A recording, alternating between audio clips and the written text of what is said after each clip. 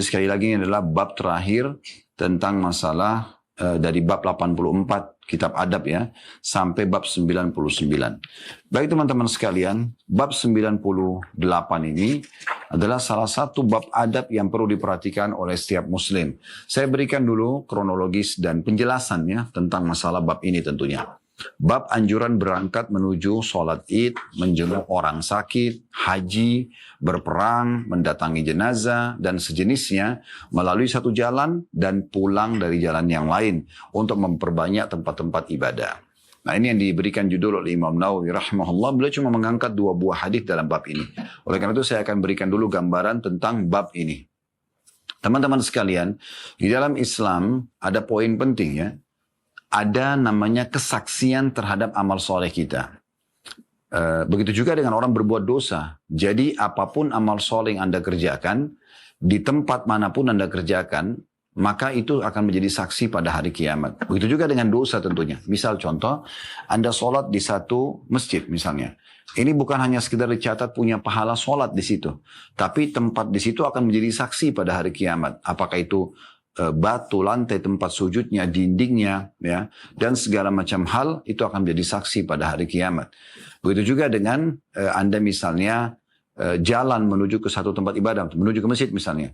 Anda tempat jalan yang Anda lakukan itu setiap langkah Anda dicatat pahala dan akan jadi saksi pada hari kiamat. Begitu juga pada saat Anda nanti balik ke rumah Anda. Pada saat kita menjenguk orang sakit, pada saat kita sedang sholat id, pada saat sedang pergi berjihad, pada saat sedang mendatangi satu tempat, misalnya kota, ya, untuk silaturahim keluarga atau negara misalnya, usahakan kita memiliki jalur yang berbeda. Nah ini kurang lebih gambaran tentang yang akan dibahas dalam bab ini. Ini termasuk sunnah Nabi alaihi salatu wassalam.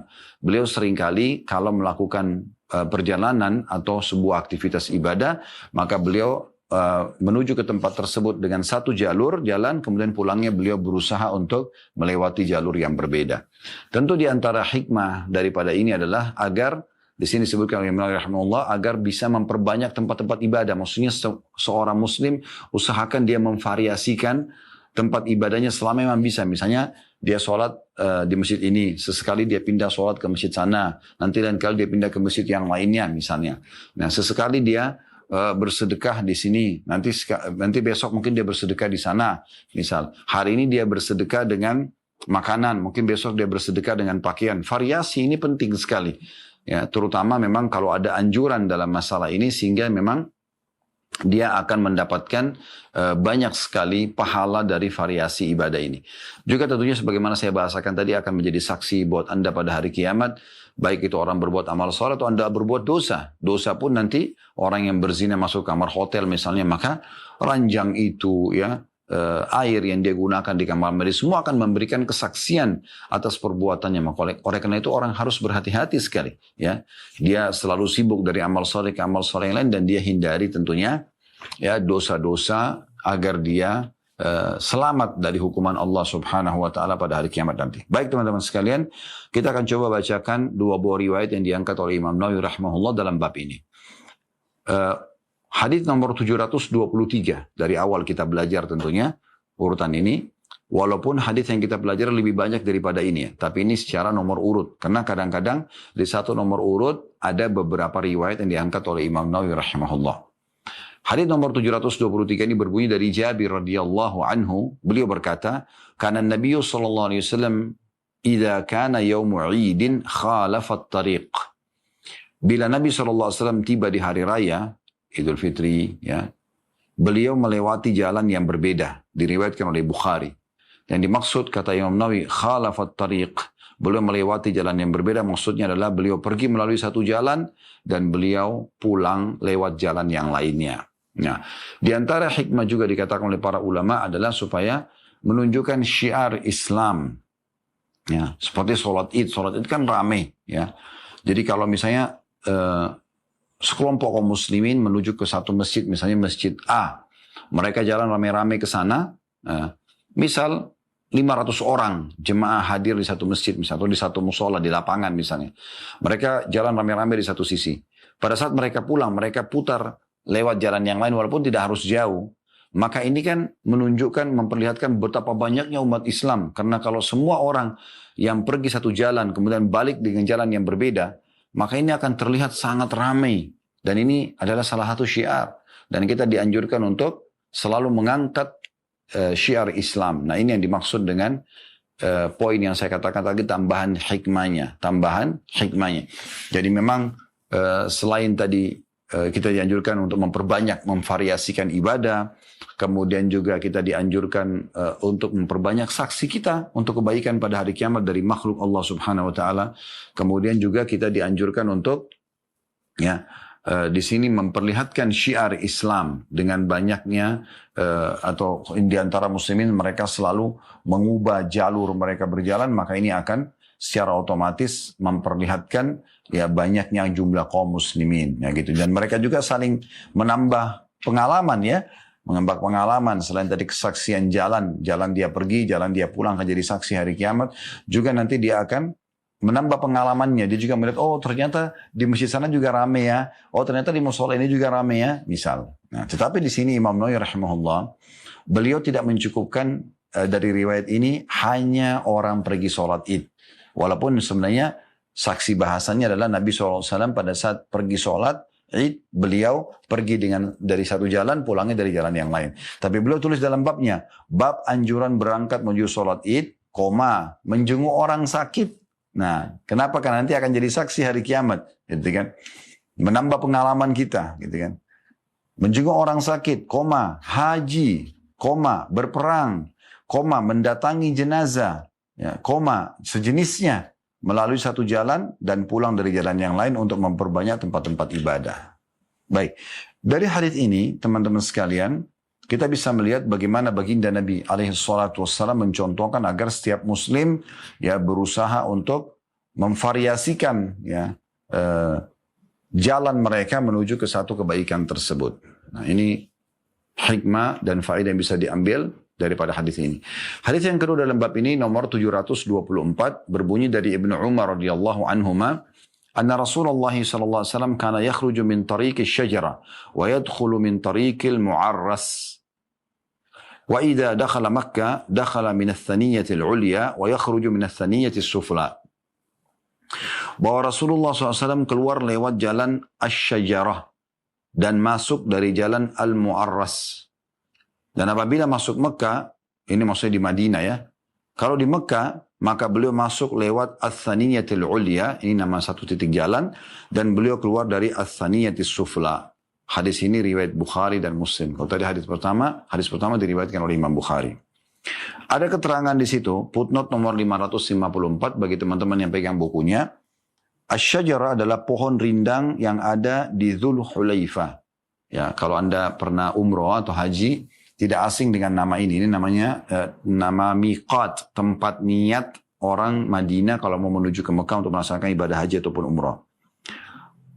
Tempat Asma melahirkan. Asma binti Abi Bakar radhiyallahu anha, istri daripada Zubair, anaknya Abu Bakar radhiyallahu anhu ajma'in, yang melahirkan Abdullah bin Zubair. Ya, pada saat itu tersebar isu dari kalangan Yahudi kalau umat Islam tidak akan punya anak laki-laki, karena selama 4 bulan berturut-turut semenjak hijrahnya Nabi SAW ke Madinah, tidak ada satu wanita pun melahirkan anak laki-laki. Semuanya anak perempuan. Maka pada saat Asma radhiyallahu anha melahirkan, tepatnya di lokasi ini, maka lahirlah anak laki-laki atau Abdullah ibn Zubair radhiyallahu anhum ajma'in. Maka pada saat itu tertepislah syubhatnya orang-orang Yahudi. Jadi disebutkan di situ tempat Asma melahirkan. Sedangkan Al-Mu'arras adalah Masjid Al-Mu'arras, yaitu Masjid Dzul Khulaifah sendiri. Ats-Tsaniyah, itu maksudnya di Madinah tadi ya. Kemudian di Mekah, Ats-Tsaniyah adalah jalan yang ada di antara dua gunung. Ats-Tsaniyatul Ulya adalah Hajun, dan juga Tsaniyatus Sufla adalah Syubaikah. Nah, ini nama-nama lokasi di Mekah gitu ya. Baik, intinya sebenarnya teman-teman sekalian, usahakan kita pada saat menuju ke satu tempat, pada saat kita pulang, kita membedakan jalannya. Semampunya tentunya. Ini juga bisa Anda tarik, misalnya Anda menuju ke kantor, Anda silaturahim keluarga, menjenguk orang sakit, ya mau transaksi bisnis. Maka tidak ada salahnya Anda memilih jalur yang berbeda. Ya, ini sunnah Nabi alaihi salatu wassalam. Baik, kita akan masuk teman-teman sekalian ke bab terakhir dalam kitab adab ini, yaitu bab ke-99, bab anjuran mendahulukan yang kanan dalam semua hal yang bersifat memuliakan. Saya jelaskan dulu bab ini. Artinya Islam menganjurkan agar setiap penganutnya selalu apapun kegiatan yang positif dia menggunakan tangan kanannya. Misalnya bersalaman, ya misalnya memberi, ya misalnya makan dan minum, ya memegang sesuatu, menerima sesuatu, memberi sesuatu, semuanya dengan tangan kanan. Sementara tangan kiri itu lebih digunakan untuk hal-hal yang lain seperti misalnya untuk orang bersuci, cebok misalnya. Ya, sampai pada tingkat Nabi SAW melarang umatnya untuk memegang kemaluan dengan tangan kanan misalnya. Nah itu semua adalah anjuran untuk mendahulukan sisi kanan dari tubuh kita. Baik. Di sini Imam Nawawi rahimahullah menyebutkan di awal bab 99 bab anjuran mendahulukan yang kanan dalam semua hal yang bersifat memuliakan. Beliau jelaskan seperti wudu, mandi, tayamum, memakai pakaian, sandal, sepatu, celana, masuk masjid, bersiwak, ya, sisi kanan maksudnya kalau siwak, bercelak mata kanan dulu, memotong kuku dari jari-jari kanan dulu, kemudian menggunting kumis dari sisi kanan, mencabut bulu ketiak, sisi kanan dulu. Mencukur rambut, sisi kanan. Salam setelah sholat. Ya. Assalamualaikum warahmatullahi misalnya. Sisi kanan dulu. Makan ya dengan tangan kanan. Minum dengan tangan kanan. Berjabat tangan. Menyentuh hajar aswad. Keluar dari WC dengan kaki kanan. Gitu kan. Memberi dan menerima dan segala perbuatan yang semakna dengan itu. Dan disunnahkan mendahulukan yang kiri dalam hal-hal yang berlawanan dengan hal-hal itu. Seperti misalnya membersihkan ingus. Ya. Anda mau bersihkan kotoran ingus Anda, atau membuang riak Anda menggunakan tisu misalnya, maka gunakan tangan kiri. Meludah ke arah kiri. Ya, kalau Anda sudah tahu, alhamdulillah. Kalau Anda belum tahu, Nabi SAW memberikan keringanan orang kalau punya riak dalam sholat, dia harus mengeluarkan, karena kalau tidak maka akan mengganggu misalnya. Dia boleh membuang ke arah kiri tubuhnya, yang dia tidak membuang ke arah depan ataupun ke kanannya. Ya. Kemudian juga sama halnya dengan masuk WC. Karena ini kan masuk WC ya, pakai kaki kiri. Ya. Keluarnya kanan ya. Karena WC bukan tempat untuk berzikir. Keluar dari masjid. Masuk masjid mulia, keluarnya sudah selesai dari ibadah itu. Maka masuk kaki kanan, keluar kaki kiri.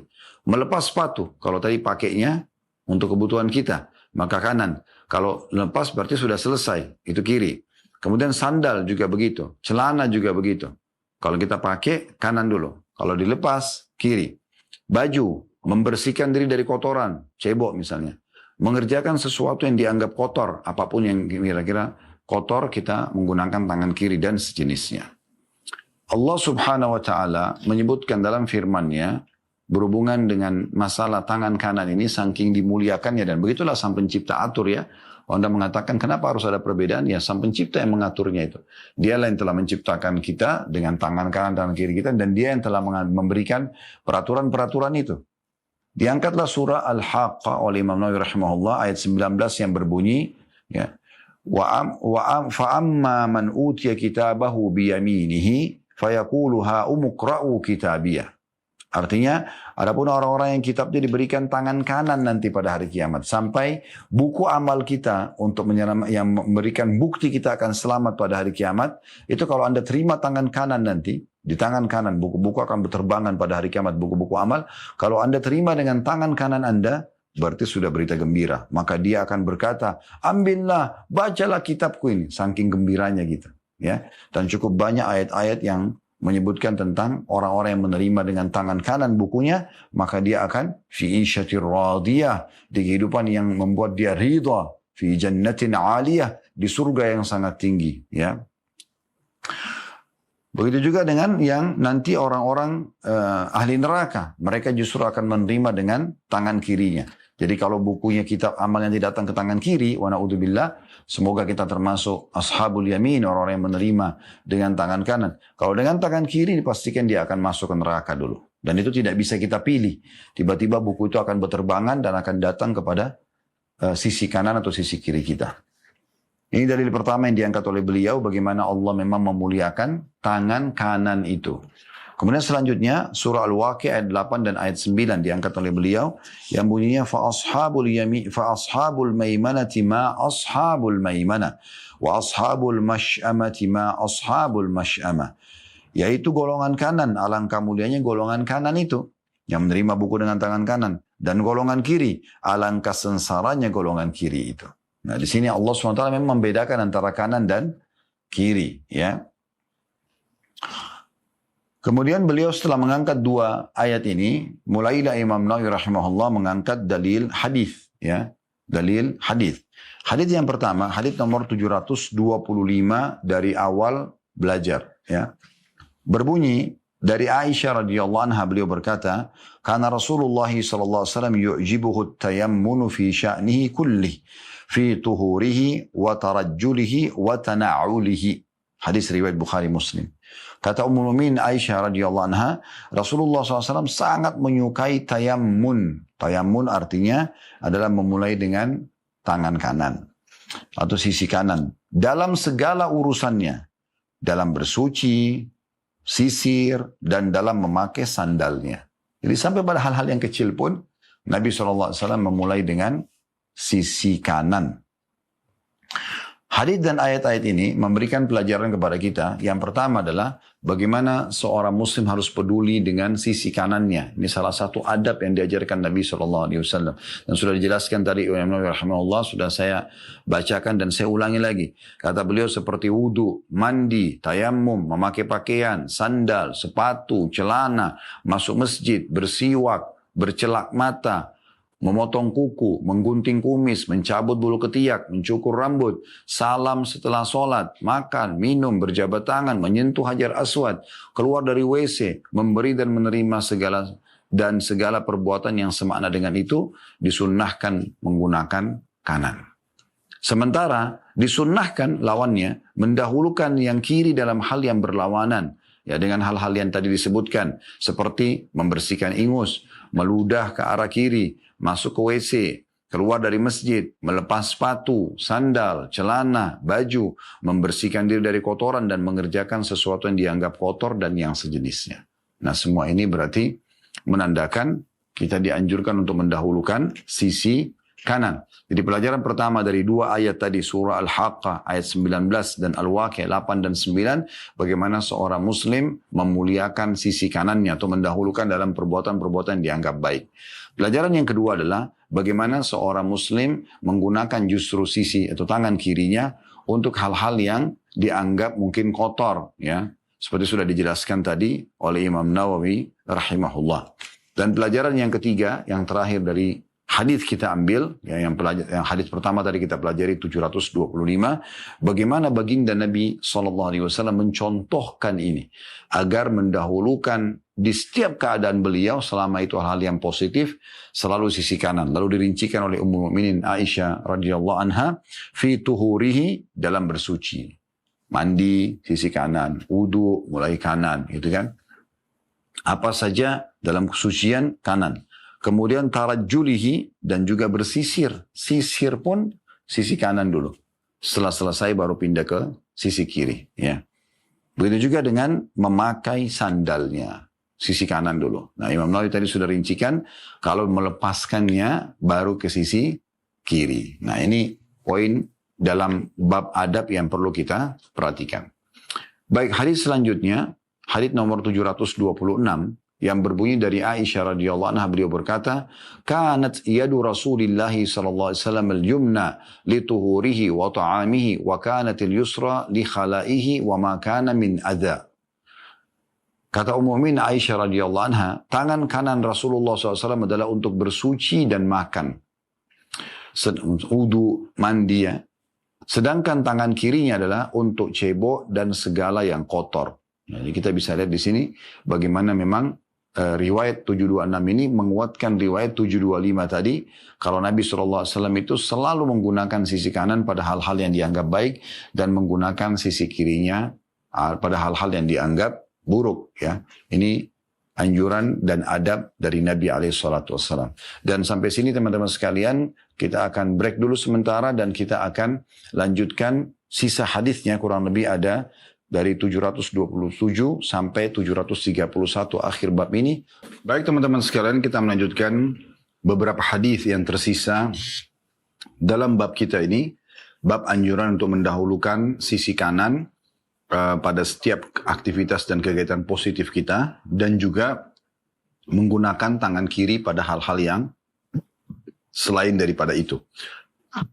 Kita akan masuk hadis nomor 727 pada kesempatan ini. Berbunyi dari Ummu Atiyah radhiyallahu anha, anna Nabiya sallallahu alaihi wasallam qala lahunna fi ghasli ibnatihi Zainab radhiyallahu anha, ibda'na bimayaminiha wa mawadhi'il wudu'i minha. Artinya, wahai Nabi SAW bersabda kepada mereka, maksudnya para wanita, dalam hal memandikan jenazah putri beliau, putri Nabi SAW yang bernama Zainab radhiyallahu anha, pada saat Zainab wafat, mulailah dengan anggota-anggota yang kanan dan juga anggota wudunya. Hadis diriwayatkan oleh Bukhari dan Muslim. Saudaraku seiman, dua buah hadis yang sebelumnya 725 sama 726 menjelaskan dari Ummul Mukminin Aisyah radhiyallahu anha bagaimana tradisi Nabi SAW suka sekali mendahulukan sisi kanan beliau dalam segala kegiatan positifnya.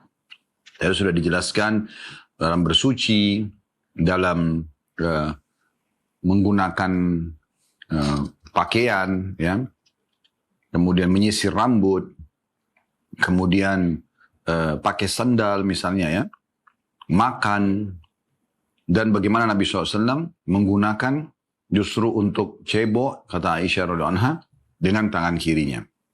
Kalau hadis 727 ini, Nabi SAW juga memerintahkan agar muslimin menerapkan itu. Salah satu contohnya diangkat Imam Nawawi rahimahullah adalah pada saat anak beliau Zainab radhiyallahu anha wafat. Dan ada beberapa wanita yang akan memandikan Zainab. Maka Nabi SAW mengingatkan para wanita tersebut agar memulai memandikannya dari sisi kanan, disiram dulu air, sisi kanan jenazah, dan tempat-tempat wudhunya, baru kemudian seluruh tubuhnya. Nah ini kita bisa lihat bagaimana kembali lagi Nabi SAW menganjurkan untuk kegiatan-kegiatan yang positif mendahulukan sisi kanan. Bahkan yang memandikan pun dianjurkan untuk menggunakan tangan kanannya, karena ini adalah ibadah. Ini adalah ibadah, selain jenazah juga sisi kanannya yang dibersihkan. Dari hadis ini kita ambil pelajaran yang pertama, bagaimana Nabi SAW sangat menekankan agar umatnya mempedulikan atau mendahulukan sisi kanan dalam setiap kegiatan positif. Yang kedua, bagaimana bolehnya jenazah wanita untuk dimandikan oleh wanita yang lain walaupun itu wanita asing bagi dia. Ya, bukan saudaranya, bukan ibunya. Karena di sini Zainab dimandikan oleh para wanita dari penduduk Madinah pada saat itu. Dan mereka dibolehkan karena sesama jenis, ya, bisa melihat mungkin beberapa titik yang perlu untuk dibersihkan. Dan termasuk adabnya, kalau Anda sedang memandikan jenazah itu tentu tidak berbusana, namun di bagian atas tubuhnya itu diletakkan, dilebarkan, ditebahkan kain. Kemudian yang memandikan mulai menggosok dari bawah kain tersebut, ya, dengan handuk kecil misalnya. Setelah menyiramkan air sisi kanan tubuhnya, kemudian menggosok-gosok supaya dia pun tidak memperhatikan aurat daripada jenazah tersebut. Kalau laki-laki dengan perempuan, yang dibolehkan adalah suami kepada istri ataupun istri pada suaminya. Sebagaimana sabda Nabi SAW kepada Aisyah radhiyallahu anha, wahai Aisyah, kalau seandainya engkau meninggal sebelum aku, maka pastikan aku akan mengurus jenazahmu. Jadi Nabi SAW yang akan memandikannya. Nah ini bagian daripada sunnah Nabi SAW. Kalaupun misalnya lawan jenis yang mau memandikan lawan jenisnya.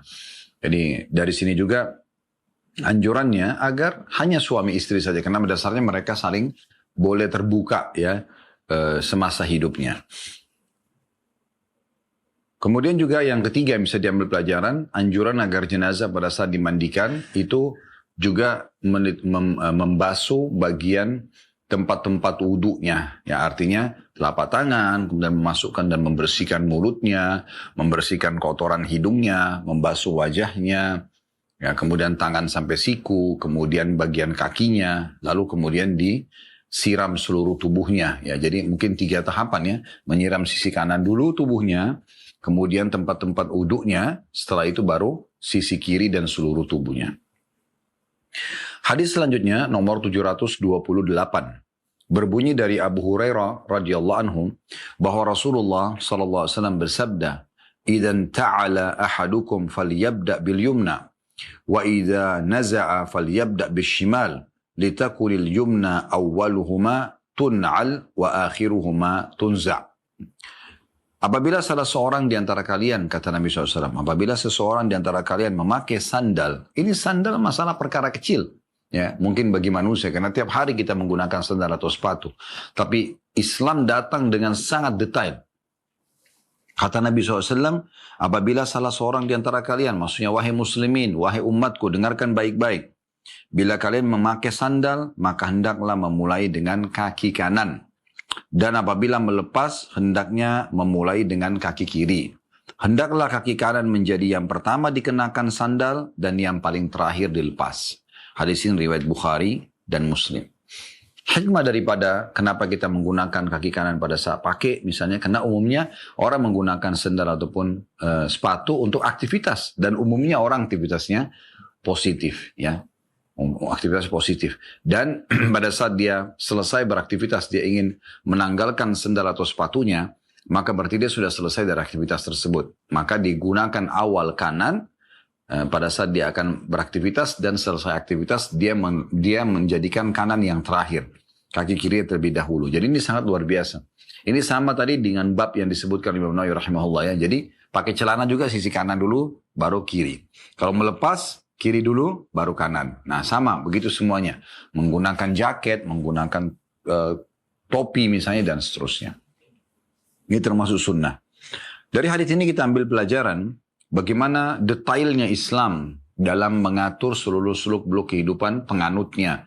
Sampai pada tingkat mendahulukan sisi kanan pada saat sedang menggunakan sandal pun, dan juga melepas dengan mendahulukan sisi kirinya. Nah, pelajaran yang kedua dari hadis adalah tentang bagaimana Nabi SAW menyampaikan seluruh amanah yang sudah dibebankan di pundak beliau oleh Allah Subhanahu wa Ta'ala. Jadi, kalau masalah kecil seperti ini saja Nabi SAW peduli dan menyampaikan, maka bagaimana dengan masalah-masalah yang besar? Masalah akidah, masalah tentang akhirat misalnya. Maka pasti Nabi SAW pun tidak akan menyembunyikannya. Kalau masalah kecil seperti ini saja diperhatikan, ya. Dan ini sesuai juga dengan perkataan Salman radhiyallahu anhu pada saat beliau ditanya oleh para pembesar Persia, apa yang membuatmu memilih agama yang sekarang? Engkau meninggalkan Persia yang penuh dengan peradaban, kemudian engkau pergi ke satu kota kecil di kota Madinah sana. Maka dia mengatakan, aku telah menganut agama, kurang lebih perkataannya seperti itu. Aku telah menganut agama yang mengajarkanku apapun yang aku butuhkan. Dari hubungan aku dengan Tuhanku, sampai bagaimana aku mensucikan atau cebok dari kotoran atau najis dari tubuhku. Jadi memang semua sangat detail dalam gambaran atau ajaran Islam. Selanjutnya teman-teman sekalian, tentu juga kita akan lanjutkan dengan hadis ya nomor 729, masih sama dalam bab yang sama, bahasan juga kurang lebih mirip ya. Kita akan coba bacakan dari Hafsah radhiyallahu anha, istri Nabi SAW, anaknya Umar radhiyallahu anhum ajma'in, anna Rasulullah sallallahu alaihi wasallam kana yaj'alu yaminahu li ta'amihi wa syarabihi wa thiyabihi wa yaj'alu yasarahu lima siwa dhalik. Bahwasanya Rasulullah SAW mempergunakan tangan kanannya untuk makan, minum, dan berpakaian, serta mempergunakan yang kiri untuk selain hal tersebut. Dari hadis ini kita ambil pelajaran sekali lagi, adanya penekanan untuk menggunakan tangan kanan atau sisi kanan tubuh untuk aktivitas yang baik, makan, minum, berpakaian, bersalaman tadi, ya, dan anjuran untuk mendahulukan sisi kanan ini dalam semua hal-hal yang baik, dan juga menjadikan tangan kiri untuk kegiatan yang lainnya. Dari hadits ini juga kita ambil pelajaran yang kedua tentang pentingnya seorang muslim peduli untuk makan dan minum dengan tangan kanan. Nah, ini banyak di antara umat Islam tidak peduli dengan masalah ini. sudah masih sering ya kita temukan di tengah-tengah masyarakat muslim, di komunitas kaum muslimin, mereka santai saja, makan dengan tangan kiri, minum dengan tangan kiri. Padahal Nabi SAW bersabda dalam sebuah hadis yang lain, la ta'kulu bishimal fa inna syaitana ya'kulu bishimal. Jangan pernah makan dengan tangan kiri. Di sini masuk juga dalamnya minum, karena syaitan minum dan makan dengan tangan kiri. Jadi kita dianjurkan tangan kanan. Ya. Jadi jangan sampai kita menganggap remeh hal-hal yang seperti ini. Ya. Dan dalam setiap aktivitas yang lain, saya pernah, ini pengalaman pribadi saja, waktu kami lagi melanjutkan S2 waktu itu di kota Makassar ya, kurang lebih tahun 99 dulu sampai 2001, di akhir 299 sampai di pertengahan atau awal 2001, alhamdulillah kurang dari 2 tahun pada saat itu. Nah, ada salah satu dosen profesor pada saat itu mengajarkan di kelas tentang masalah, kalau saya tidak salah itu tentang, subhanallah, materinya tradisi. Intinya sebenarnya masalah tradisi ya, masalah tradisi yang ada di tengah-tengah masyarakat kita. Maka ada satu poin yang beliau sempat singgung di kelas pada saat itu. Dia mengatakan ada satu tradisi orang Bugis Makassar, karena kebetulan kami dari sana. Maka dia mengatakan ada satu tradisi orang Bugis Makassar, kalau masuk kaki kiri di kamar mandi dan keluar kaki kanan. Kalau saya masuk walaupun saya mundur, sambil dia bercanda gitu di kelas. Sebagian teman-teman di kelas mungkin, saya tidak tahu ini kelasnya pasca sarjana S2 ya. Ada di antara mereka sepertinya juga masih belum paham masalah itu dan mereka ikut tertawa saja. Maka saya sempat minta waktu pada profesornya, maaf saya ingin menyampaikan satu hal, saya diizinkan. Beliau mengatakan ya silakan. Terus saya bilang, yang Anda baru sampaikan Pak Prof itu bukan tradisi orang Bugis Makassar, tapi itu adalah ajaran agama Islam. Nabi SAW memang menganjurkan agar setiap muslim kalau masuk ke WC itu dengan kaki kiri dan keluar dengan kaki kanan. Terus dia kaget, tiba-tiba dia mengatakan, oh itu ajaran Islam, ini kelas seorang profesor dan dia muslim. Rambutnya sudah putih semua pada saat itu. Saya bilang iya, kalau Anda ingin saya akan datangkan kitabnya pun berikut babnya dari buku-buku hadis di pekan depan insya Allah. Gitu. Dan itu tidak asing lagi, siapapun sekarang bisa ketik di Google tentang hadis atau anjuran untuk makan dan minum dengan tangan kiri atau masuk kamar mandi dengan kaki kiri keluar dan kaki kanan. Itu sudah umum semua dan hadisnya cukup masyhur di kalangan muslimin. Oleh karena itu teman-teman sekalian jangan dianggap remeh. Ini kelas seorang profesor pun banyak, masih ada yang belum tahu masalah ini. Teman-teman yang sekolah di pasar sarjana pun ada yang masih belum tahu. Banyak di anak muslimin yang melakukan itu.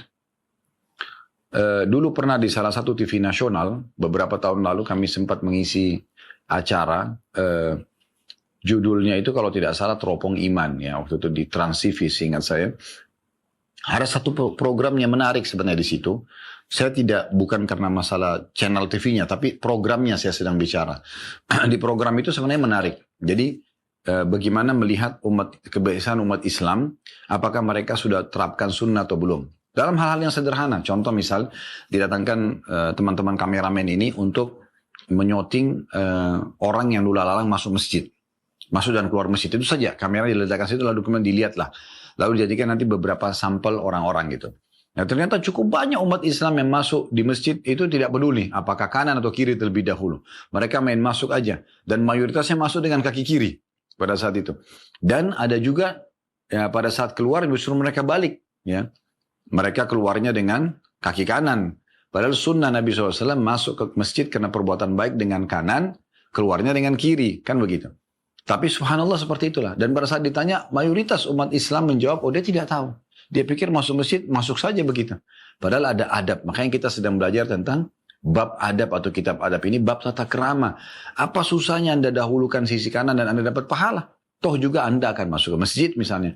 Anda akan mengenakan pakaian, Anda akan mengenakan sandal atau sepatu, Anda akan menyisir rambut, Anda akan mulai mandi misalnya, atau mandi dalam keseharian Anda. Aktivitas semua dan ini bisa berpahala. Jangan pernah anggap remeh kebaikan tersebut. Karena Nabi SAW mengatakan, La tahkiranna minal ma'rufi syai'a. Jangan pernah kalian pelit-pelit dengan satu kebaikan. Ya. Jadi ini poin penting sekali untuk diperhatikan. Ya. Baik, dari hadits ini kita ambil pelajaran bagaimana kepedulian Islam terhadap penganutnya dalam hal-hal yang kecil pun, termasuk di sini menggunakan sendal dengan kanan dan melepasnya dengan kaki kiri. Ya, sisi kanan dulu, kemudian menjadikan kanan nanti yang terakhir. Pada saat melepas maksudnya kiri didahulukan. Kalau dilepasnya.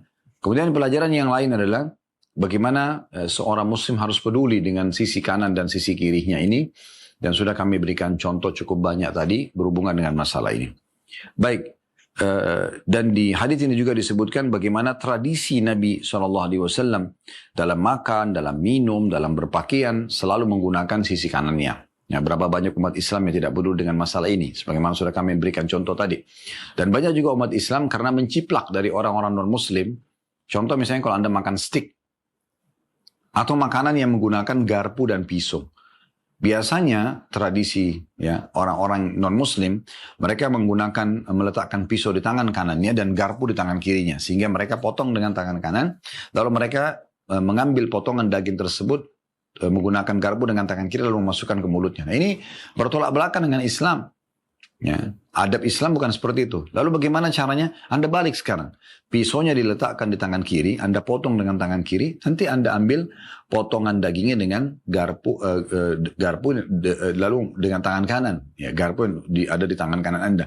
Lalu Anda makan. Atau Anda potong dengan tangan kanan, garpu hanya sekedar menahan saja. Kemudian Anda letakkan pisaunya, lalu Anda gunakan garpu, pindahkan ke tangan kanan pengganti pisau, lalu Anda makan dengan tangan kanan Anda. Ini ajaran Nabi SAW. Apa susahnya mendapatkan pahala dengan menerapkan ini? Kan gitu. Nah, ini contohnya. Kemudian hadis selanjutnya, hadis nomor 730 berbunyi dari Abu Hurairah radhiyallahu anhu bahwa Rasulullah SAW bersabda, "Idza labistum wa idza tawadda'tum fabda'u bi ayaminikum." Apabila kalian memakai baju atau berwudu, kata Nabi SAW, maka mulailah dengan anggota-anggota tubuh kalian yang sebelah kanan. Hadis sahih diriwayatkan Abu Daud, Tirmidzi dan dengan sanad yang sahih. Nah, di sini detail kan gitu, lebih datang lagi menjelaskan kalau wudu, kalau pakaian, semua menggunakan sisi kanan. Memulai dengan sisi kanan. Menggunakan baju, sisi kanannya dulu tangan, kemudian baru sisi kiri. Nah, seperti itu. Celana juga, sendal juga, topi dan seterusnya. Ini kurang lebih maknanya sejalan dengan yang tadi ya. Kita akan masuk hadis terakhir dalam bab ini teman-teman sekalian, hadis nomor 731. Berbunyi dari Anas radhiyallahu anhu anna Rasulullah sallallahu alaihi wasallam ata Mina fa'atal jamrata faramaha thumma ata manzilahu bimina wa nahar. Thumma qala lil hallaq khudh wa ashara ila janibihi al-ayman thumma al-aysar thumma ja'ala yu'tihi an-nas. Bahwa Rasulullah SAW mendatangi Mina di musim haji ya. Lalu mendatangi Jumrah dan melemparnya. Lontaran Jumrah yang masyhur di musim haji. Kemudian mendatangi rumah beliau di Mina. Maksudnya tempat beliau tinggal waktu itu di kemah. Dan menyembelih. Karena kan sunnah Nabi SAW menyembelih. Ya, atau anjuran dalam Islam. Bagi jemaah haji menyembelih setelah Jumrah di hari raya Idul Adha. Kemudian berkata kepada tukang cukur. Ambillah. Maksudnya mulailah cukur rambutku. Sambil menunjuk kepada sisi kepala yang kanan. Mulai cukur dari sini. Gitu. Kemudian sisi kiri. Kemudian beliau memberikan rambutnya kepada orang-orang. Hadis ini riwayat Bukhari dan Muslim. Dalam satu riwayat, lamma ramal jamra wa nahara nusukahu wa halaq, nawal al-hallaqa shiqqahu al-ayman fahalaqahu. Thumma da'a Aba Talhat al-Ansariyya radhiyallahu anhum fa'atahu iyyah. Thumma nawalahu shiqq al-aysar faqala ihlik fahalaqahu fa'atahu Aba Talha faqala iksimhu bainan nas. Tak kala beliau sallallahu alaihi wasallam melempar jumrah, menyembelih nusuknya, maksudnya hewan yang dianjurkan untuk disembelih di musim haji, dan bercukur, beliau menyodorkan kepala yang sebelah kanan kepada tukang cukur. Sehingga dia pun atau tukang cukur itu mencukurnya sisi kanan kepala Nabi SAW. Kemudian beliau memanggil Abu Talha al-Ansari radhiyallahu anhum. Lalu beliau memberikan rambut itu kepadanya. Kemudian beliau menyerahkan kepala sebelah kirinya dan bersabda, cukurlah. Maka dia pun mencukurnya, si tukang cukur tadi. Kemudian beliau SAW, Nabi SAW memberikan kepada Abu Talha sambil bersabda, bagikanlah kepada orang-orang. Riwayat ini memberikan pelajaran kepada kita sebagai penutup dalam bahasan kita tentunya. Yang pertama, dianjurkan bagi jemaah haji untuk hadir di lokasi Mina. Dan ada 3 titik yang harus dihadiri oleh jemaah haji ya. selain Masjidil Haram tentunya, yaitu Mina, Arafah, dan Muzdalifah. Ya. Yang paling banyak jemaah haji berkumpul di Mina. Di tanggal 8 Zulhijjah hari Tarwiyah, kemudian tanggal 10, 11, 12 dikenal dengan hari Nahar, 10 Zulhijjah, dan hari Tasyrik 11, 12, 13. Khusus tanggal 9 itu berada di lokasi yang berbeda, yaitu Arafah dan Muzdalifah. Jadi Mina ini banyak sekali waktu umat Islam atau jemaah haji secara khusus berkumpul di sana. Nah, waktu Nabi SAW sedang di Mina, dan ini beliau berikan contoh karena beliau mengatakan, "Khudhu anni manasikakum," ambillah manasik haji dariku. Maka beliau mencontohkan di Mina. Ini yang pertama. Yang kedua juga adanya kewajiban jumrah, melontar. Dan ini keutamaannya disebutkan dalam banyak hadis, di antaranya satu biji atau batu kerikil yang dilontarkan di jumrah itu akan menjatuhkan satu dosa besar atau salah satu dari mubiqat, ya. Dalam riwayat lain juga batu itu akan menjadi cahaya untuk yang melontarnya pada hari kiamat. Jadi jangan dianggap remeh ya. Karena jemaah haji biasa karena melontar dianggap cuma batu kerikil. Allahu Akbar 1, Allahu Akbar 2 sampai 7 kali. Oh, apa sih ini? Nah, ini keumumannya luar biasa. Dan dalam riwayat lain yang disahihkan oleh Al-Albani dalam Sahih At-Targhib wa Tarhib, beliau menukir riwayat atau ditungkir riwayat dalam buku Al-Mundhiri rahimahullah At-Targhib wa Tarhib, itu tentang jumrah ini selain menggugurkan dosa-dosa besar, datangkan cahaya pada hari kiamat, juga adalah mengikuti ajaran kakek kita atau ayah kita semua, ayah para nabi-nabi Ibrahim alaihimussalatu wassalam. Ya. Selanjutnya, pelajaran yang ketiga yang bisa diambil adalah anjuran untuk menyembelih, berkurban. Kalau bagi jemaah haji diistilahkan dengan hadyu. Ya. Kalau haji tamattu punya kewajiban untuk berkurban. Ya. Begitu juga dengan haji qiran. Ini dua jenis haji, maka dianjurkan mereka berkurban ya pada saat itu. Nah, ini sunnah Nabi SAW. Haji ini beda dengan kurban Idul Adha ya. Jadi kalau jemaah haji mau bayar haji, kemudian dia juga mau berkurban, bisa saja. Gitu. Pelajaran yang keempat adalah anjuran agar memulai cukuran rambut dari sisi kanan. Ini pelajaran yang keempat. Karena Nabi SAW memberikan kepada tukang cukurnya sisi kanan kepala beliau SAW dan mengatakan cukurlah. Pelajaran yang terakhir, ini khusus untuk Nabi SAW. Ini pelajaran yang kelima. Bahwasanya bolehnya orang di masa hidupnya Nabi SAW mengambil berkah dari apa yang ada di tubuh beliau SAW. Yang beliau berikan. Di sini contohnya beliau memberikan rambutnya untuk dibagikan kepada orang-orang pada saat itu. Ya. Jadi mereka memang menyimpan rambut Nabi SAW. Tapi ini khusus Nabi SAW, tidak semua orang. Terbukti sahabat tidak melakukannya pada Abu Bakar, pada Umar, pada Uthman, pada Ali dan sahabat-sahabat yang lain. Karena mereka faham ini khusus dari Nabi SAW.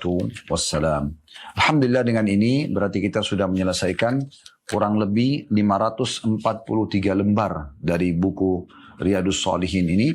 Dan kita akan mulai insyaAllah di kitab yang kedua, kitab adab makan dan minum dari kitab Riyadhus Shalihin. Dan perlu saya sampaikan bahwasanya kitab Riyadhus Shalihin ini nanti akan ada kitab ketiga yaitu kitab pakaian.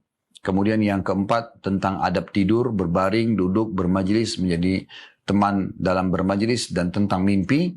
Ada bab kelima tentang kitab salam. Ada bab keenam tentang membesuk orang sakit, mengantar jenazah, mensolati dan menghadiri penguburan, serta berdiam diri beberapa saat di samping kuburnya setelah penguburan. Bab ketujuh tentang adab bepergian atau safar. Bab kedelapan bab kedelapan tentang bab keutamaan. Maksudnya beliau menggabungkan banyak bab-bab keutamaan. Bab ke-9 tentang i'tikaf, bab ke-10 tentang kitab haji, bab ke-11 kitab jihad, bab ke-12 kitab ilmu, bab ke-13 kitab pujian dan syukur kepada Allah, bab ke-14 khusus salawat kepada Nabi SAW, bab ke-15 kitab zikir, bab ke-16 kitab doa-doa, bab ke-17 kitab perkara-perkara yang dilarang, kemudian selanjutnya masuk ke 18 kitab masalah beragam dalam penyegaran hati. Yang ke-19 kitab untuk istighfar. Ini yang terakhir nanti bahasan kita.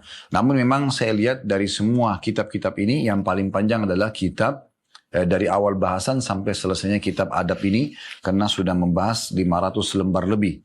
Dan perlu Anda tahu buku ini terdiri dari kurang lebih 1132 lembar. Artinya sudah kurang lebih setengah ya dari kitab ini, dari buku Riyadhus Shalihin sudah kita bahas alhamdulillah. Baik, kedepannya kita akan masuk insya Allah kitab yang kedua, masalah kitab adab dan minum. Semoga bermanfaat. Kalau ada benar dari Allah SWT, kalau ada salah dari saya mohon dimaafkan. Subhanakallahumma bihamdika, asyhadu an la ilaha illa anta astaghfiruka wa atubu ilaik. Wassalamualaikum warahmatullahi wabarakatuh.